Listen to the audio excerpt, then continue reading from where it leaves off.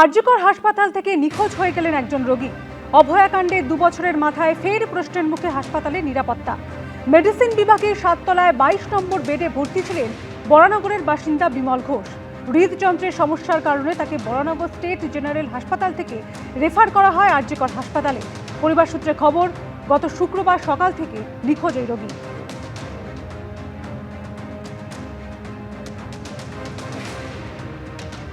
আমরা কাল সকালবেলা যখন 11টার সময় এলাম, তখন আমরা দেখলাম বেডেতে পেশেন্ট নেই।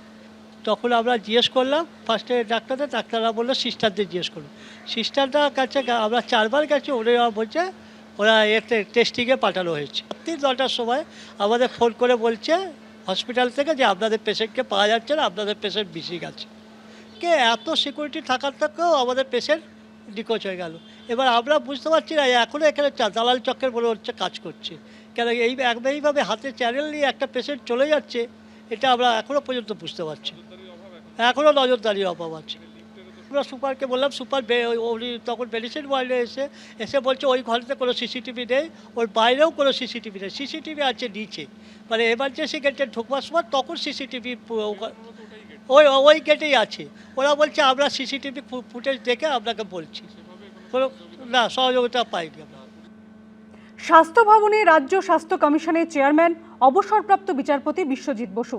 স্বাস্থ্য ভবনে গিয়ে স্বাস্থ্যমন্ত্রী শারদ মুখোপাধ্যায়ের সঙ্গে সাক্ষাৎ অবসরপ্রাপ্ত বিচারপতির। স্বাস্থ্য কমিশন নিয়ে আগেই বিজ্ঞপ্তি জারি করেছে রাজ্য সরকার। অবসরপ্রাপ্ত বিচারপতি বিশ্বজিৎ বসুর নেতৃত্বে গঠিত এই কমিশনের অন্যতম সদস্য চিকিৎসক নারায়ণ বন্দ্যোপাধ্যায়, চিকিৎসক শ্যামাশিস বন্দ্যোপাধ্যায়, কলকাতার প্রাক্তন পুলিশ কমিশনার গৌতম মোহন চক্রবর্তী। স্ট্যাটুট কমিশনকে যে পাওয়ার দিয়েছে সে পাওয়ার এক্সারসাইজ করা হয়নি। সেই পাওয়ার বা যে superintendence on every clinical establishment that was contemplated under the act, সেটা বলতে বাধ্য হচ্ছি সেটা হয়নি।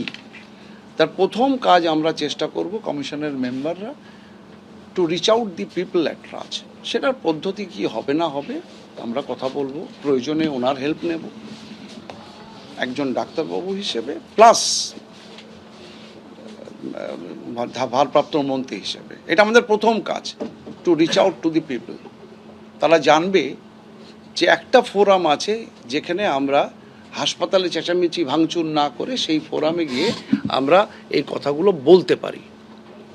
তার জন্যে আমরা চেষ্টা করব যে আমাদের সিস্টেমটাকে একটু রোবাস্ট ফর্মে করা, এবং অবশ্যই ডাক্তারবাবুদের উপরে যারা আমার মেম্বাররা আছেন তাদের উপরে অসম্ভব একটা চাপ তৈরি হবে। That is the initial objective.